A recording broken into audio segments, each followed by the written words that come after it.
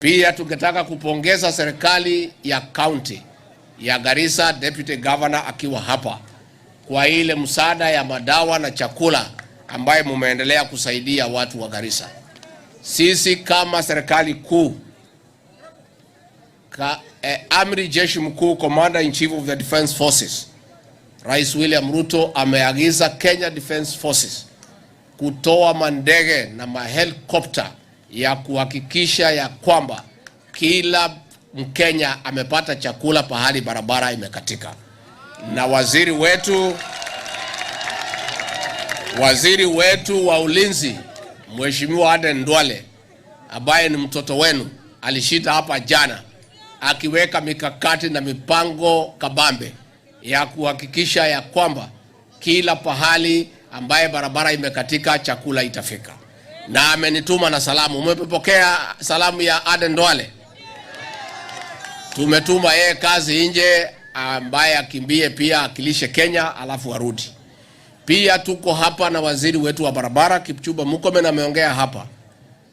Kipchumba Murkomen ako na agizo kutoka kwa Rais William Ruto awachane na kazi nyingine yoyote mpaka alegeze barabara kila pahali katika Jamhuri ya Kenya. Na hiyo ndiyo kazi ambayo anaendelea naye.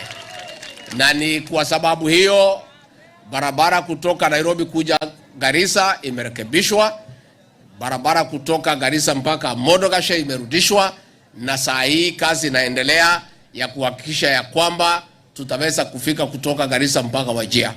Na kwa hivyo ningetaka kuhakikishia watu ya Garissa, watu ya Wajir, watu ya Mandera, watu ya Marsabit, watu ya Isiolo, musikuwe na wasiwasi. Serikali imeweka mipango ya kutosha kuhakikisha ya kwamba barabara zote zimelegezwa na kila Mkenya alio hatarini kwa sababu ya hii maji amepata chakula na madawa ya kutosha.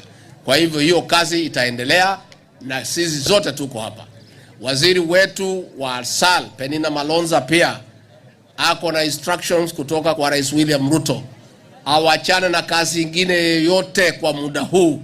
Kazi yake ni kununua chakula na kuhakikisha ya kwamba chakula imefika kila pahali katika Jamhuri ya Kenya na hakuna Mkenya atakufa kwa sababu ya njaa.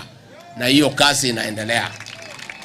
Ningetaka kuchukua nafasi hii kuwauliza kwa heshima makaunti zingine huko pwani na kwingineko waige mfano wa county government ya Garissa ya kutenga pesa na kusaidia wananchi, kwa sababu sisi tunasema vile serikali kuu inafanya, tunasimamisha miradi ya maendeleo.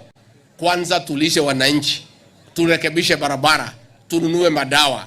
Hata serikali za county tunaomba nyinyi kwa heshima, munaweza simamisha mambo zingine zote, zile pesa ziko muweke kwa mambo ya kusaidia wananchi wakati wa shida. Hii shida ikiisha tutaendelea na mambo yale ambayo tulikuwa tumepanga. Kwa hivyo mimi ningetaka mkinikubalia niongee kwa kimombo kwa hao development partners wetu.